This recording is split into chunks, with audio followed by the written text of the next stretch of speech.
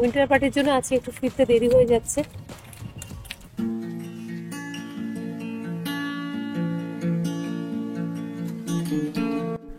হ্যাঁ বন্ধুরা, বাড়ি ফেরার পর আমার কিন্তু ইতিমধ্যে চাটা খাওয়া সব হয়ে গেছে, আর ছেলেও বাড়ি চলে এসছে। ছেলে বলেছিলাম যে শুক্রবার হয়তো আসবে না, কিন্তু চলে এসছে। শনি রোববার থেকে আবার সোমবার যাবে। তো সেই জন্য আমি যে বলেছিলাম যাব, সেটা আর যাওয়ার দরকার নেই।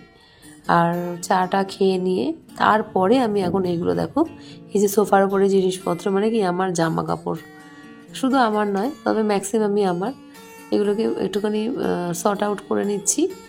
আর সোফাটাকে জাস্ট আমি একটু পরিষ্কার করছি, কারণ একটু এখানে বসবো। এমনভাবে পড়ে থাকলে সোফা একদমই দেখতে ভালো লাগে না। এত এত সুন্দর সোফাটা জামা কাপড়ে সব সময় ভর্তি থাকে। তো সেই কারণে ভাবলাম যে একটু জামা কাপড়গুলো পরিষ্কার পরিচ্ছন্ন করে নিয়ে সোফাটাকে একটু মানে সোফার চেহারা দিই। একেবারেই মানে কি বলবো, আলমিরার থেকেও খারাপ অবস্থা। তো পরিষ্কার পরিচ্ছন্ন করার পর মনে হলো যে আমার এই যে প্ল্যান্ট স্ট্যান্ডটা, এর উপরে কয়েকটা গাছ তো এমনি আমার থাকে ব্যালকনিতে, কয়েকটা গাছ রেখে একটু সাজিয়ে নিই। তাতে দেখতেও ভালো লাগবে, আর এই দুদিন তো বাড়িতেই থাকবো, তাতে মনটাও ভালো লাগবে। আর সোফায় বসে যদি কোনো ভিডিও করি তাহলে দেখতেও ভালো লাগবে।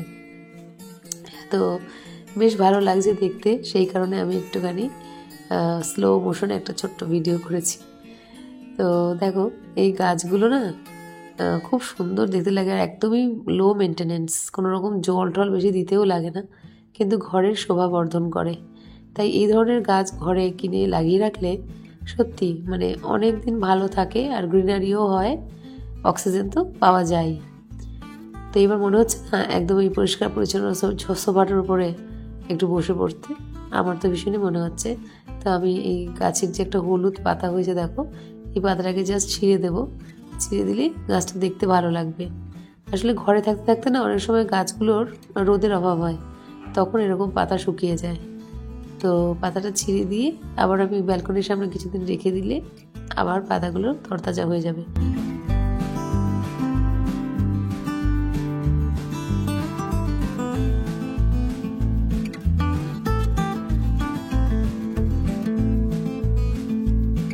এটা হচ্ছে একটা জিজি প্ল্যান্ট।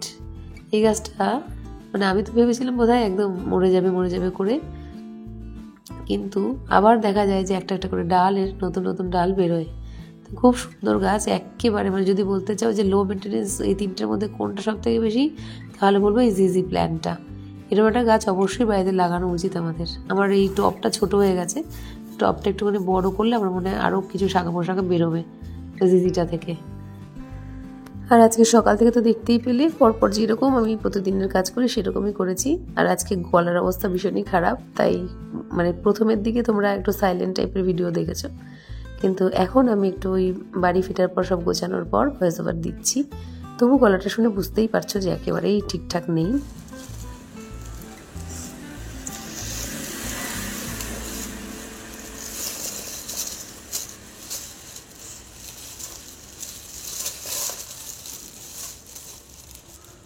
40 টাকার খোল।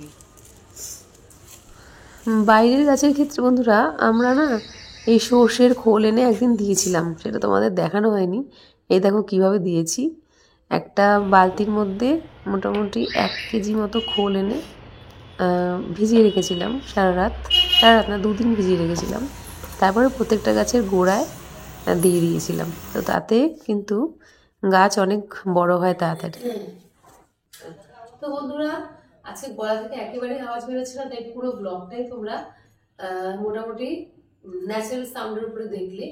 আর এখন বুঝতেই পারছো আমি এই সমস্ত কিছু এই মানে অন্তত বসার জায়গাটা একটু গোছগাছ করে দিয়ে একটু বসলাম। এইভাবে গুছিয়ে নিয়ে বসতে তো ভালোই লাগে, তবে যখন মনে হয় কাল আবার যেতে হবে, তার থেকে অন্য যেগুলো প্রয়োজন সেই কাজগুলো করি, তো তখন আর সাজানো গোছানো ওইভাবে হয় না।